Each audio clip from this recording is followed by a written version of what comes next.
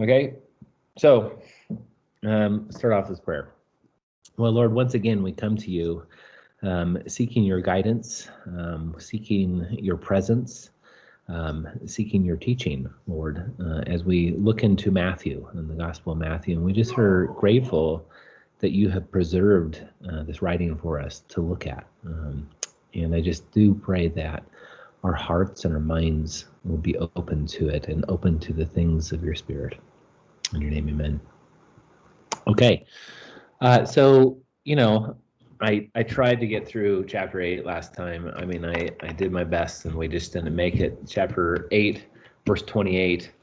And I realized that I don't have to actually get through a whole chapter. It's okay. There's not like a, rigid curriculum that we're on. So, that biochemistry teacher comes out of me every once in a while. We got topics we got to get through. So I am convinced, though, that the more of the Bible that we get through, the better off we'll all be. So anyway, but we're going to start here then where we left off last time. That would be in verse 28 of chapter 8 in Matthew.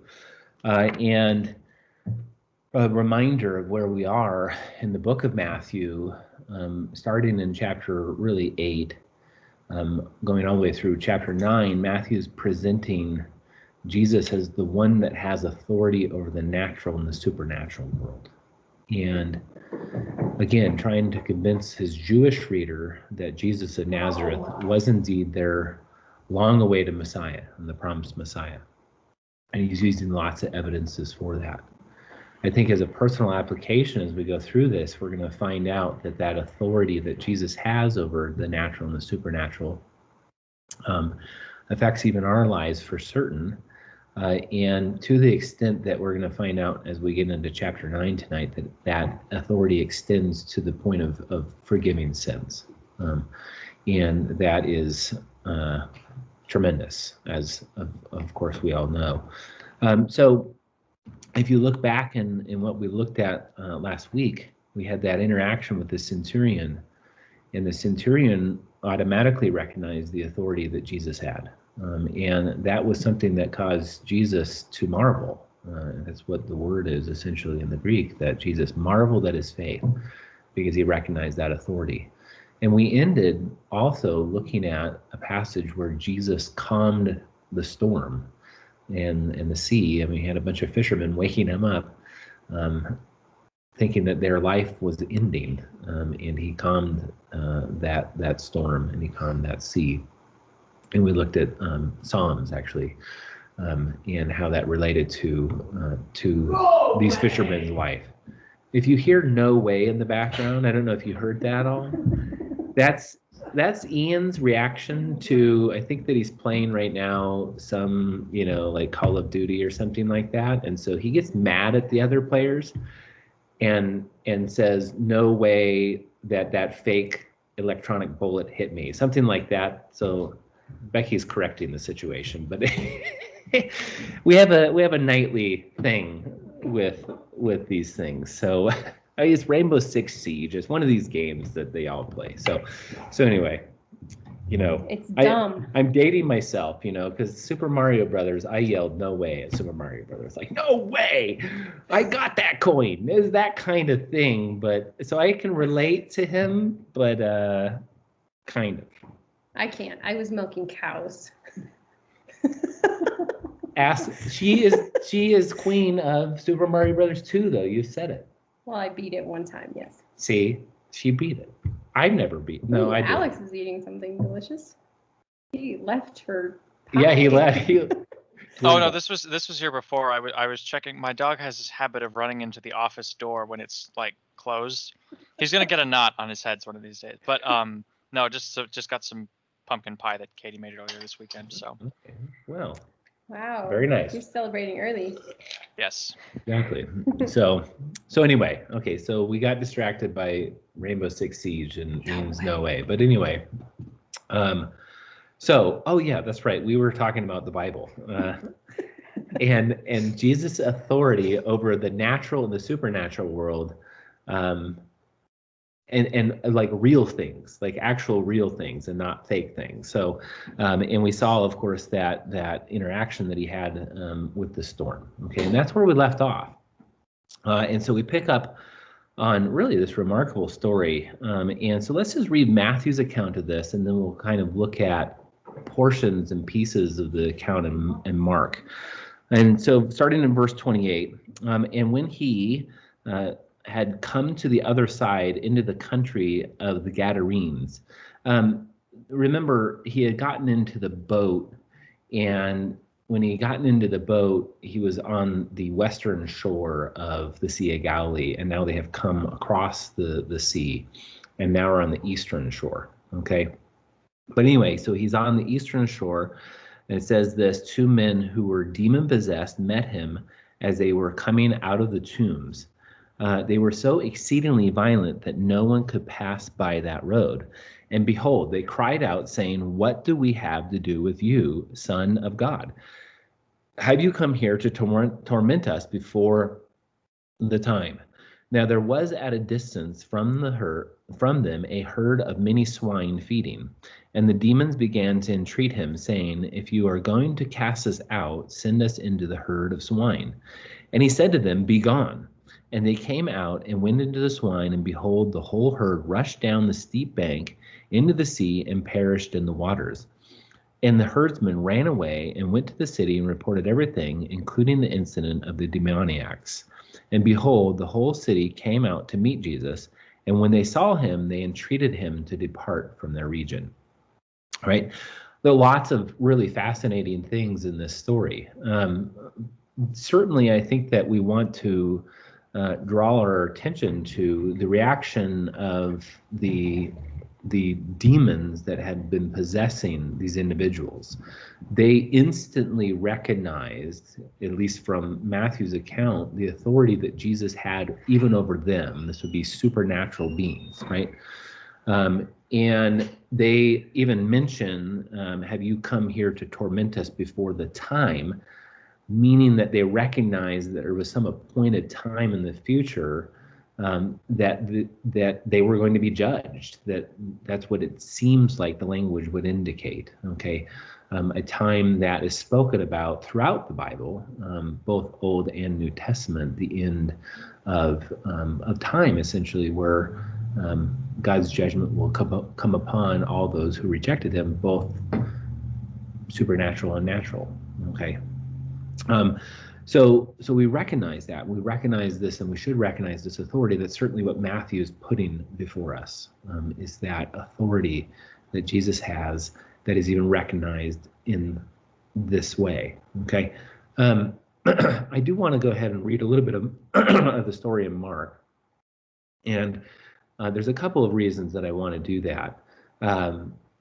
And so let's go ahead and just flip over to Mark. Mark 5 is where you would find the parallel to this. It's also told in the Gospel of Luke. It's not found in John, this story, but it is found in Mark and Luke. Mark and Luke's accounts are really, really similar, so there's no sense in looking at both of them. But I don't want to read all of it. It's 20 verses long, but I do want to read enough of it to give us a sense of what was life like for this demon-possessed individuals. Now, I'm going to say right off the bat, as you read Mark and as you read Matthew, you're going to notice some differences.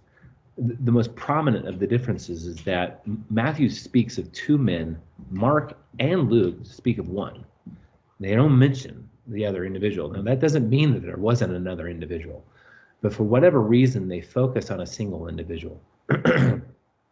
Right. So again, I don't know if we want to look at this and say, oh, these are contradictory to one another. It's just that, again, the historical purpose of Matthew, Mark, and Luke are somewhat different in terms of how they are going to relate this story to their readers. Okay, so we're going to hear about one of these individuals. Okay.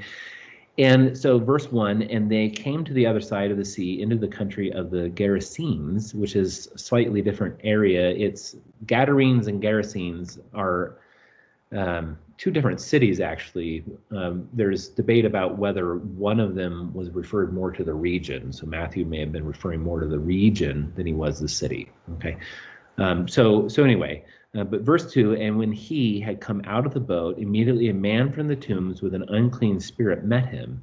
And when he had his dwelling among the tombs, and no one was able to bind him anymore, even with the chain, because he had often been bound with shackles and chains, and the chains had been torn apart by him, and the shackles broke into pieces, and no one was strong enough to subdue him.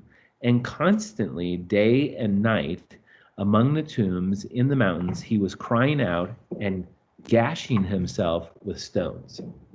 Right, so I'm gonna stop right there, and that's kind of what the story looks really similar from this point forward in terms of what's going to happen in Jesus' interaction with this. But the description of the man is a little bit more vivid by Mark here, and he describes this unnatural strength that the man has. But he also says something I think is really important to recognize because it brings this story into modern days. It says that he was day and night gashing himself with stones. He is cutting himself, right? So, and I think that is important. It is important for me anyway, because oftentimes in the 21st century in the United States of America, in a scientifically driven society, it's easy to look at descriptions of the supernatural and wonder if they are real, and to think that all that we see is all that there is, and that couldn't be further from the truth. The Bible, from start to end, teaches that there are supernatural forces, both for good and for bad, that are at war with one another. And when we think about this idea of this individual gashing himself, you may not, but I know of individuals that have done this to themselves, that fortunately have come out of it, but have been terribly tormented by who knows what, and for whatever reason, but they have inflicted harm upon themselves, okay? And what is being illustrated here is an individual that under demonic influence was harming himself, physically harming himself. There's Rachel. She's coming. Here comes Rachel. Everyone say hi to Rachel. Hi, Rachel. Rachel, hey, how's it going? So, good. We're in Matthew 8. So right now. But anyway, so as we look at this and you look at Mark's account of this doesn't sound so foreign. At least it doesn't sound so foreign to me as I start to consider what this individual is doing to himself. Okay. Now, then Jesus has this interaction with this man. And let me read down here. I'm going to read in Mark because this is not given to us in Mark. So verse 15 of Mark 5, okay, it says this about the man. And they came, this is the townspeople, came to Jesus and observed the man who had been demon-possessed, sitting down, clothed, and in his right mind, the very man who had the legion of demons, and they became frightened. And I love that description of the man. He was in his right mind, right? And he was calmly sitting, he was clothed, he had been healed. He had this tremendous interaction with this man, Jesus, and he had been truly set free from these oppressive forces that had bound him. Okay, we can assume that was the case for the other man that Matthew talks about, though we don't have much to go on with that from the other Gospels. Okay, all right.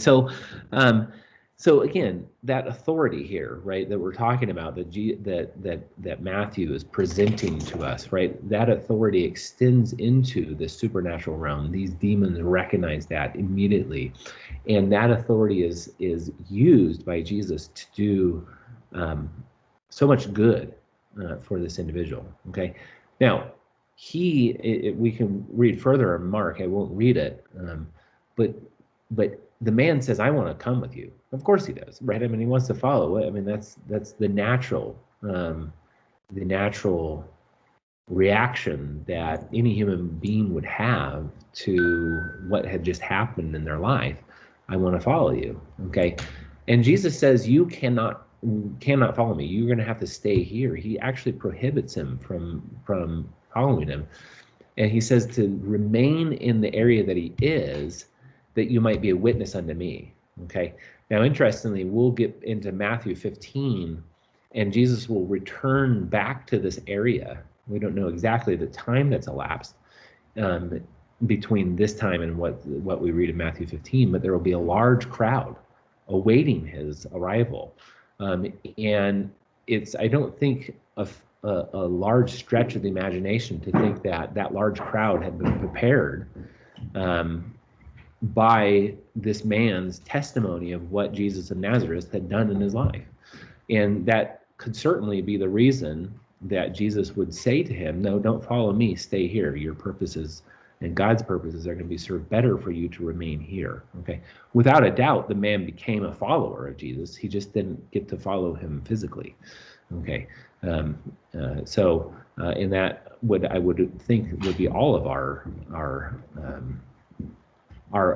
reaction to being set free from the things that have plagued us, that we would naturally follow Jesus. Okay. Right now, moving on. Right. I mean, we could dwell on this quite a bit. There's lots of interesting things there, you know, but we'll just leave it at that. Okay. It's interesting. I think that the reaction of the people, why they're afraid of the whole thing, you know, but anyway, let's go ahead and move on here. And pick up in verse 1 of chapter 9 and move to now another story, another supernatural healing. Okay. And so we'll read through verse 8. It says this, and getting into a boat, he crossed over and came to his own city. This is Capernaum, would be the city that is being described here, not Nazareth, but Capernaum. Capernaum was kind of ground zero for the ministry of Jesus. Okay. And behold, they were bringing to him a paralytic lying on a bed. And Jesus, seeing their faith, said to the paralytic, take courage, my son, your sins are forgiven. Now, we'll stop right here. If you are familiar, you might be familiar with the story, because this is also the story in which, hey, bud, how's it going? Good. But this is also the story in which you hear of the man who was a paralytic laying on his bed, and he had 4 friends who wanted to bring him to Jesus but couldn't get to Jesus because he was surrounded by people and he was in a home teaching. And so they then tear the roof off the home and lower their friend down in front of Jesus. Okay, so the parallel stories in Mark and Luke describe those details. Matthew leaves those details out. But there's some speculation that the house that he was in was Peter's house.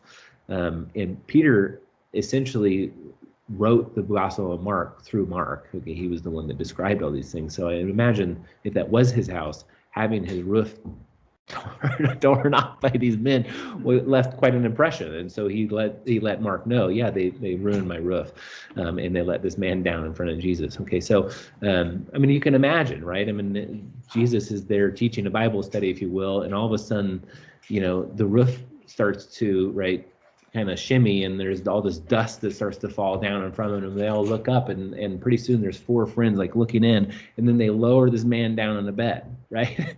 So interesting scene that we have going on here, and you try and imagine these things. I mean, just put yourself in that situation. What would you do, right?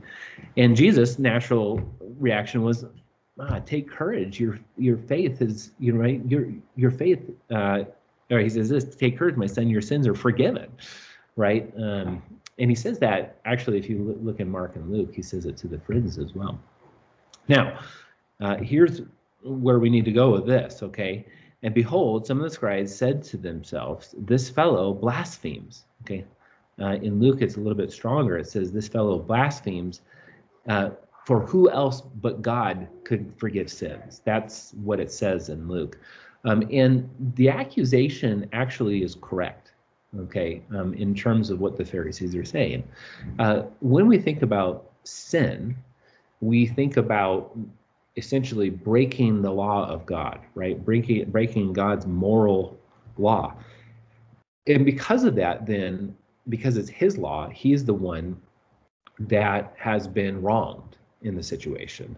And because he is the one that has been wronged, he is the one that can then have the power to forgive. Okay, this would be similar to, um, you know, one of us getting in trouble in a foreign nation. Okay, and breaking the law in a foreign nation, we would answer to those courts. Okay, we wouldn't answer to the court of the United States. We'd answer to the court of the law that we had broken. Okay, so that's the idea here, right? And so they say that about him. Now they say that, it says to themselves, but Jesus, verse 4, knowing their thoughts, said, why are you thinking evil in your hearts?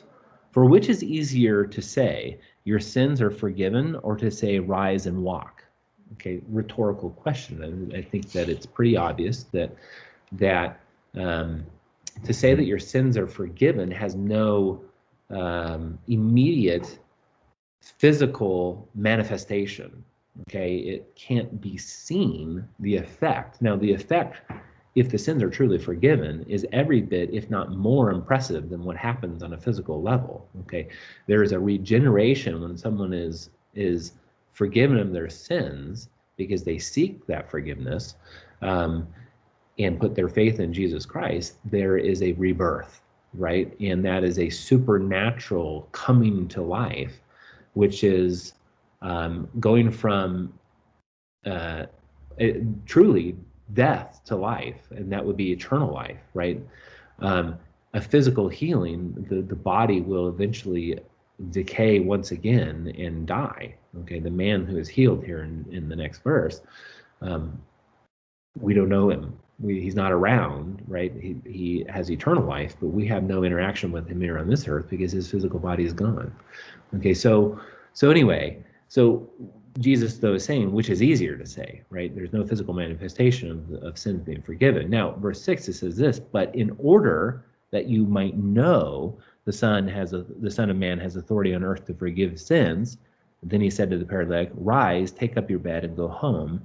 And he rose and went home, right? But when the multitude saw this, they were filled with awe and glorified God who had given such authority to men.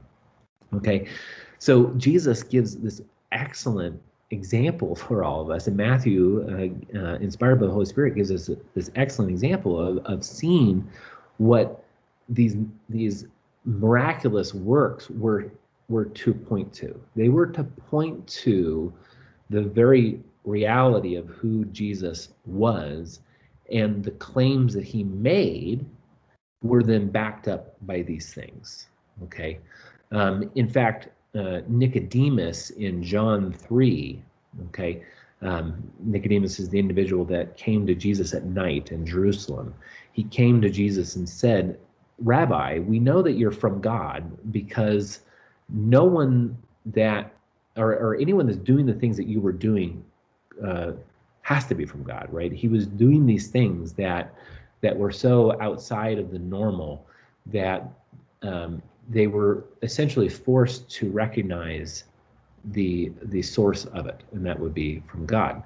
Now, this is interesting because as we move further into the Gospel of Matthew, we're going to find that there's going to be sects of Pharisees and Sadducees that are going to suppress that truth even in their own mind and their own heart. Okay, they are going to start to proclaim that the miracles that Jesus is performing and the things that he is doing are done in the power of Satan, Beelzebul. Okay, and we'll look at that. There will be two accusations that they make, and we'll look at both of them as we move through the Gospel of Matthew. And the interactions that Jesus is going to have with these sects of Pharisees and Sadducees is going to become more and more hostile. Okay, and it becomes more and more hostile because they truly are hardening their heart to him. They are truly taking the truth of what they see and they are suppressing it and saying, this can't be true. Okay, and and at their own detriment. Okay, for certain, they're doing that, and their own consequences. They're doing that. Okay, right. So going back to our authority, verse 6. But in order that you may know that the Son of Man has authority on earth to forgive sins. Right, the authority on earth to forgive sins. That's the theme that's running through these two chapters.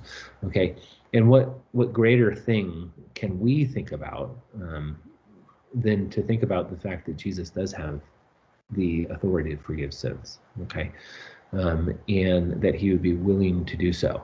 I think it's also interesting to see that the man that was laying on the mat, right, and his friends that brought him, there was no sinner's prayer. There was nothing that we would have that would, either be the kind of Christianese aspects of when a person is saved, and all the things that go along with that. Not that those things are necessarily bad, but there wasn't any of those things. And Jesus recognizes that they are coming to me, and what I want to give them is far greater than just a physical healing of their friend. I want to give them wholeness of life, new life.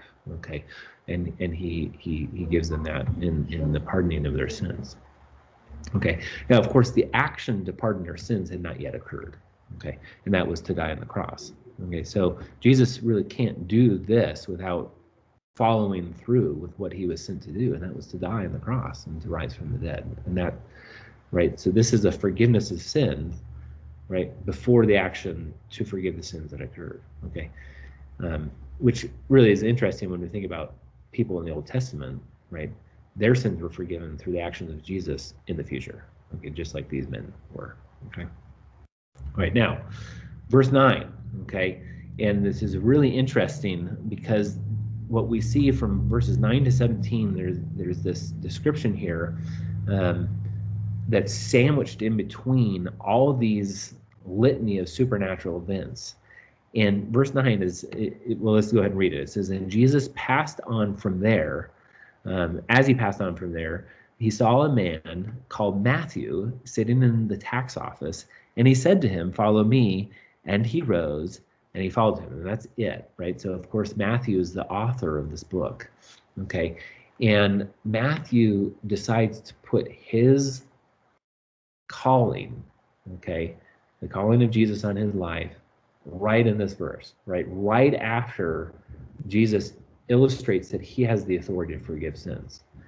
And without a doubt, Matthew recognized that that's the greatest gift that has happened in my life. I have been transformed. I had an interaction with Jesus of Nazareth. He called me out of the life that I was living, and it changed my life forever. Okay, and he writes that, and he doesn't expound on that. He doesn't draw a lot of attention to it, but without a doubt, that's what he's thinking as he's penning this verse. Okay, now he goes on to say this, right, and he expands on the story. And it happened that as he was reclining at the table in the house, okay, behold, many tax gatherers and sinners came and were dining with Jesus and his disciples. And when the Pharisees saw this, they said to his disciples, why is your teacher eating with tax gatherers and sinners? But when he heard this, okay, so Jesus hears this, he said, it is not those who are healthy who need a physician, but those who are sick. But go and learn what this means. I desire compassion, or actually I think a better translation is I desire mercy and not sacrifice. For I did not come to call the righteous, but the sinner. Okay, so it is not the healthy, but the sick who need a physician. Okay, so here Matthew is depicting himself as being called out of essentially a life of a sinner. A tax gatherer had a stigmatism of being irreprehensible. Okay, they from the Jewish standpoint. So let's give a little bit of background on what tax gatherers were and who they were. Tax gatherers were typically Jews, okay, or people of the society, right, that had been taken by the Romans, selected by the Romans, to gather the taxes from the people. Okay, And the Romans said that, listen, this is what we require of you to bring to us, okay? Anything that you take from the people that is above and beyond that is yours, okay? And so tax gatherers, of course, recognize this as, I've got the authority of Rome to take and exact whatever I want from these people and keep a big portion of it, okay? And so that was the reputation of tax gatherers. So you can imagine, right, that these were not popular people, okay? Matthew being one of them, okay? And so here Jesus is sitting with these people, and he's sitting with who knows who else, they say, and sinners, okay? And the Pharisees look at this in their legalism and say that this is wrong. This is not becoming of an individual that is making the claims that he's making, okay? But Jesus recognizes it, and he says that, you know, he recognizes what the Pharisees are saying, and he recognizes the heart in which they're saying it, and he says to these Pharisees, you have essentially forsaken the major points and the most significant aspects of in their case that would have been the Jewish religion, right? And that is that God had taken the Israelite nation out of the land of Egypt, had made them his people, had given them the law, had given them the sacrifices, and had given them those things to point to the fact that he was willing to be their God and have them as his people, and that he was willing to forgive them of their sins and be merciful in that forgiveness of their sins, okay? And time again, that's illustrated throughout the Old Testament. In fact, this, in verse 13, it says, but go and learn what this means. Jesus then quotes from the book of Hosea, I desire compassion and not sacrifice, or I desire mercy and not sacrifice. For I did not come to call the righteous but the sinners, right? But that I desire mercy and not sacrifice. That's from the book of Hosea, I believe. Let me real quick check. Yes, Hosea 6:6, if you want to look it up.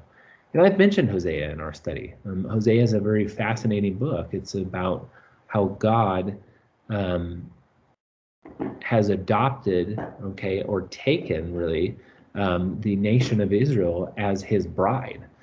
All right, and then they became idolatrous, and in that in the book of Hosea, he likens their idolatry to an unfaithful wife, an adulterer, okay, or a whore. And so, but he is in that book.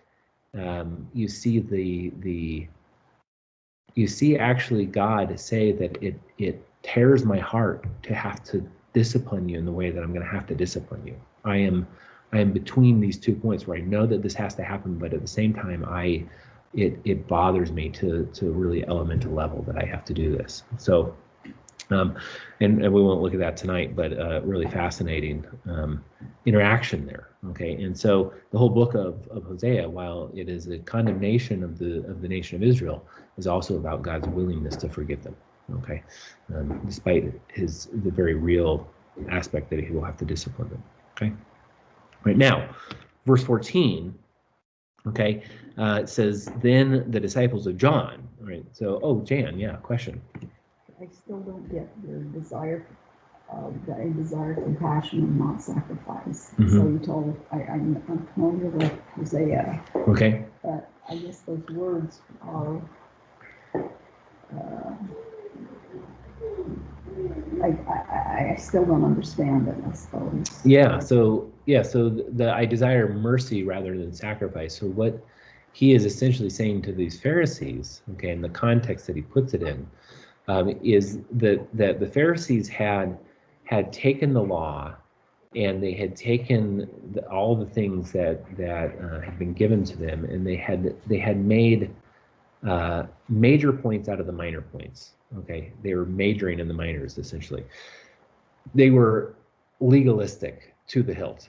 Okay, and in their legalism, then what they were doing is, and what they were participating is essentially man's ability to become righteous, a self-righteousness. Okay, that is illustrated here in that they were upset that he would associate with tax gatherers and sinners, okay? Because no pious Jew, okay, would do that, because that would then defile them. Okay, to associate with these people would be a defilement to them. Okay, but Jesus is sitting there saying, no, these are the people that I came to save. These are the people that are sick. Okay, and they need a physician. And that is why I'm with them. Okay, so then as he hears that they're upset at him for associating with these people, he says, you need to understand that I came to give God's mercy, to give forgiveness to sins. And that's what God desires, is to give mercy, okay, rather than some ritualistic religion. Okay, does that help? Okay. So if you read Hosea 6:6, it says, "For I desired mercy and not sacrifice, and the knowledge of God more than burnt offerings." Oh, the So, sacrificial yeah, Yep. so Okay. he's saying they're holding on to a system, and he's saying that's not what I want. I want you to know me, versus them trying to do everything right. Okay, now, now so the Pharisees are not the only ones that are confused here. Okay, so let's look at verse 14. Then the disciples of John, now this would be John the Baptist. Remember, now John the Baptist is in prison at this point in time. Okay, but then the disciples of John came to him saying, why do we and the Pharisees fast, but your disciples do not fast? Okay, and Jesus' response is, I think, really interesting. He says this, and Jesus said to them, the attendant of the bridegroom cannot mourn as long as the bridegroom is with them, can they? But the day will come when the bridegroom is taken away from them, and then they will fast. And then they will fast. Okay. So, whoa, what is that about? So let's look at John. I think that we do need to unpack this a little bit. Go to John 3, verse 22. Okay. Where are we? We got time to do this. Okay. So John 3, verse 22. Says this, after these things, Jesus and his disciples came into the land of Judea, and there he was spending time with them and baptizing. And John, now this is John the Baptist, also was baptizing in Aenon near Salim, because there was much water there. And they were coming and were being baptized, for John had not yet been thrown into prison. There arose therefore a discussion on the part of John's disciples with a Jew about purification.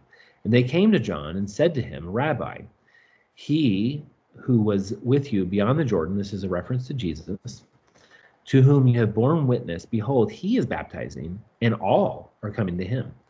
John answered and said, a man can receive nothing unless it has been given him from heaven. You yourself bear witness that I said, I am not the Christ, but I have been sent before him. Now here's the verse that I want to get to. Verse 29, he who has the bride is the bridegroom, but the friend of the bridegroom who stands and hears rejoices greatly because the bridegroom's voice. And so this joy of mine has been made full. He must increase, but I must decrease. Okay, so this is the same language that Jesus uses in response to John's disciples, right? And that is that, well, when the bridegroom is present, right, then they're not going to fast, okay? When you look at verse 29 here of John 3, that is language that these disciples would have understood as coming from essentially John's reference as well, okay? Now, what is this whole idea of bride and bridegroom and that kind of thing, okay?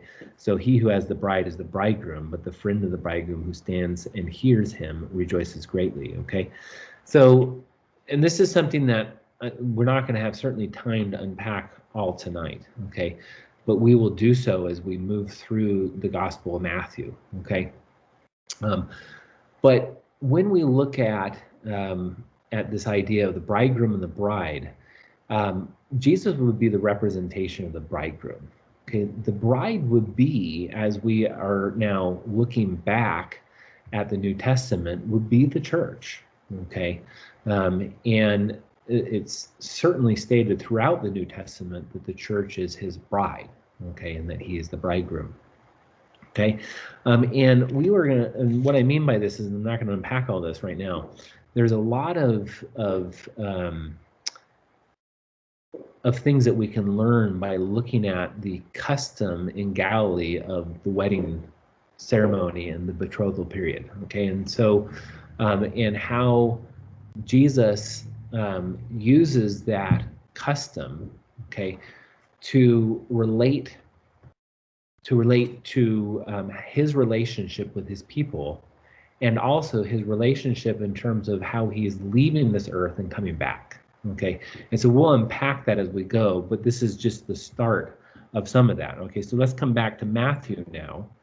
Chapter 9, verse 15, it says, the attendants of the bridegroom cannot mourn as long as the bridegroom is with them. Okay, so he's here, he's present, okay? His disciples would, of course, be a representation of the start of the church, okay? And he's with them in his first advent. But the day will come when the bridegroom is taken away from them, and then they will fast, okay? So, of course, that's a reference to, first of all, the death, okay? And then the resurrection, and then the ascension. Okay, 40 days after the resurrection, Jesus ascended, okay? And at that point in time, we have the beginning of what would be called the church age, okay?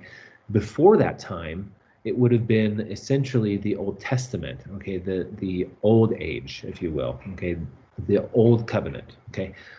Jesus, being on earth, is bringing about the new covenant, the New Testament, okay? In the age of the church, right? And so you see that in this next verse, in verse 16, he says this, okay? He says, but no one puts a patch of unshrunk cloth on an old garment, for the patch pulls away from the garment and a worse tear results. Okay. In verse 17, nor do men put new wine into old wineskin. Otherwise, the wineskins burst, and the wine pours out, and the wineskins are ruined. But they put new wine into fresh wineskins, and both are preserved. Now, what is that all about? Okay. Well, what he is essentially saying is listen, your request from John's disciples and also from the Pharisees, okay, and about the Pharisees and their fasting, is essentially what you're saying is that my disciples need to adhere to the old ways of religious duties and obligations, okay? But I am coming and I am introducing new ways, a new covenant, okay? The entire book of Hebrews deals with this at length, okay? That he was introducing something new, okay? What we commonly call the New Testament or the New Covenant. So what he is saying in verse 16 and what he's saying in verse 17 is he's given them the understanding that, listen, there's something new that's going on here. And if we try and put the old customs, the old things with the new things, then both are going to be ruined, okay? And he gives the example, of course, of an old garment and a new patch of clothing, right? Or the old wineskins and the new wineskins, you know, and you can read that, okay? So that's what this interaction is about, okay, is that Jesus is introducing this new way, okay, and he's come to save the sinners that are willing to recognize their sickness and be healed of it, okay? Right. So let's see here. I think we have, yeah, let's go ahead and do this last miracle here, okay? Now, while he was saying these things, to them, behold, there came a synagogue official. We find out from Mark and Luke that this man's name is Jairus. Jairus. We're going to go with Jairus. Who knows? Take it, okay? But anyway, his name is Jairus, okay? And bowed down before him, saying, my daughter has just died, but come lay your hands on her, and she will live. And Jesus rose and began to follow him, and so did his disciples. And behold, a woman who had been suffering from a hemorrhage for 12 years came up behind him and touched the fringe of his cloak. For she was saying to herself, if I only touch his garment, I shall get well. Now, let's think about this woman. A hemorrhage for 12 years, right? This is essentially, right, a menstrual cycle that wouldn't stop, okay, for 12 years. The sickness that this individual would have been feeling would have been acute. She was, at this point in time, had lost so much blood that she was anemic beyond belief, right? I think that goes without saying. So there was certainly the physical illness that was plaguing her, but that's only the start of her problems.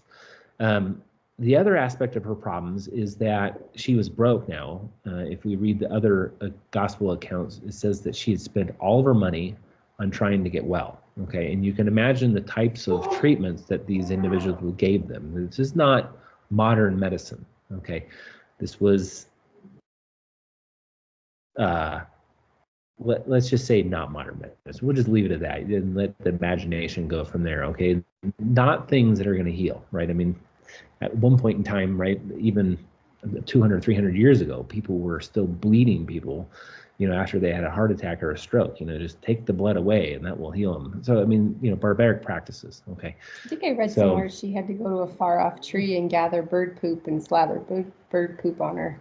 I read that somewhere. Okay, so Becky's got the like bird weird, poop. crazy things like that. Okay, so anyway, so she spent all of her money to do this.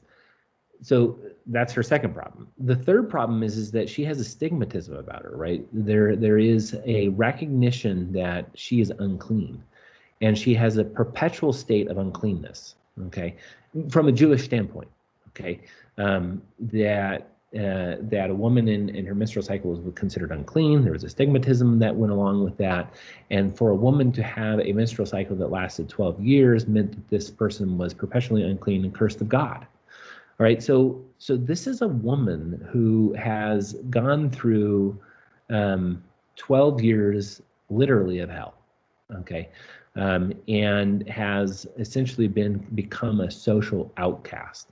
Right? She recognizes the authority in Jesus. She recognizes that this is a person that can solve my problems. That guy can be healed. If I just touch his cloak, I can be healed. Okay, and so we got to verse 21, and she says, "If only I touch his garment, I shall get well." But Jesus, turning and seeing her, said, "Daughter, take courage, or be of good courage. Your faith has made you well." And at once the woman was made well. Okay.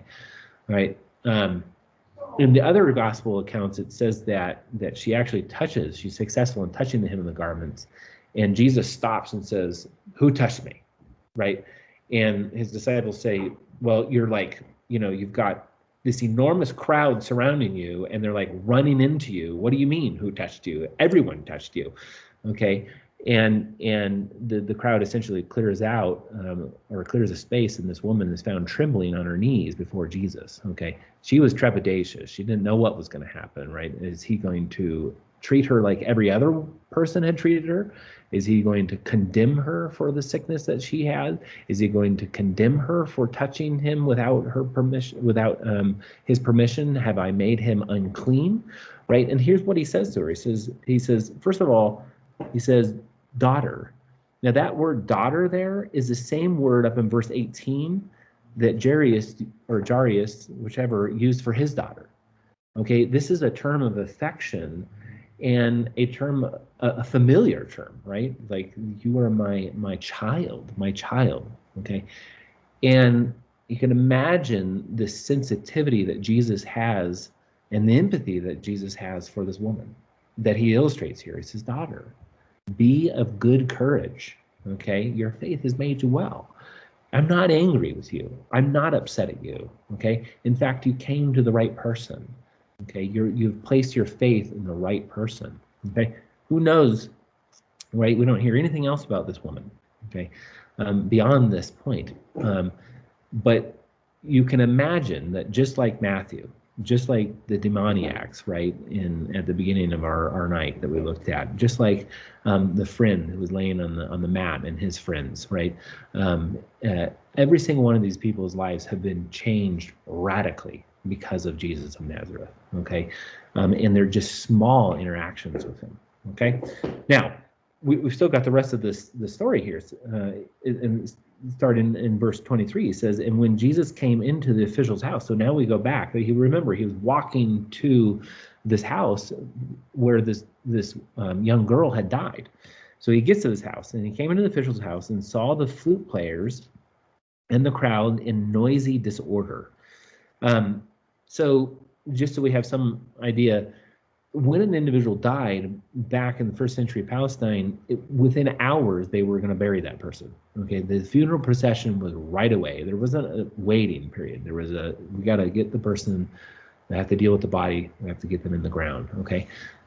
Part of that was that there was obviously very real mourners that would be there, but then there was also, to make a scene, essentially, there were people that were essentially brought to mourn as a custom. Okay, even if they didn't know the person, they were essentially professional mourners. Okay, that's what they were called to do, which is so odd to us, but that's what's being described here. Okay, so that's this crowd. They're in noisy disorder. They're making the appropriate scene that would be expected at this event.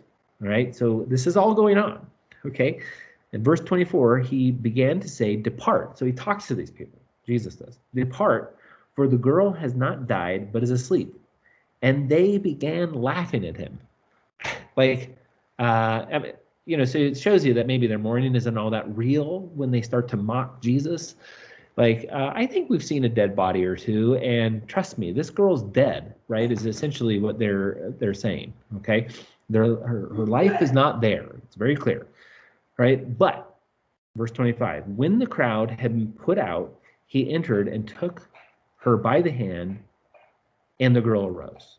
Okay, so Matthew gives the abbreviated version. In Mark and Luke, it says he took the girl by the hand and he says, "Daughter," right? "Arise." Okay, and he speaks to her and she wakes. Okay, and this news went out into all that land. I think that verse 27. Yeah, we'll stop there. Okay. Right. In fact, if you read the other accounts, he says he then looks to her parents and he says, "Get her something to eat." That's what he says, right? She's hungry, like she's had a trip to heaven and back, right? It's exhausting what she's done. She needs something to eat. So, but anyway, you can imagine these parents, and here their daughter has died. And they're putting her in the ground, and he comes in their house and dismisses all these people and says she's just asleep, and then raises her from the dead. And the impact that would have had for the rest of their life, and certainly I think for all of eternity, without a doubt, you would think that these people would put their faith in Jesus. They've already put their faith in Jesus by having him come. Okay, and that faith would, of course, transform as they watch Jesus and become who he would become. So, okay, all right. So, I think in the interest of time, we'll stop right there. We won't finish chapter 9. That's okay. I'm okay with that. And we'll get into the rest of chapter 9 next week. We will also then jump into chapter 10. Okay, and go from there. All right. So let's go ahead and pray. And then we will we'll chat. Okay. Well, Jesus, you truly do have life transforming power in you, and life transforming authority in you. And I know for myself that power has been on display for quite some time, and I am grateful for it. And I trust that that's true of every single person here. That the reason that we're here is because we want to know more about you, and we want to know more about not only what you've done in our lives, but who you are and what you're about. And we want to be about your business, Lord. So I pray that as we go through our weeks and as we go through our days, that we would be mindful of you, that we would be mindful of your presence, that we would be mindful of your heart and your will, that we would be mindful of your love for us, Lord. And so we pray these things in your precious name. Amen. Okay, I'm going to stop the recording here. There we go. Yes, I think that. So, stop recording.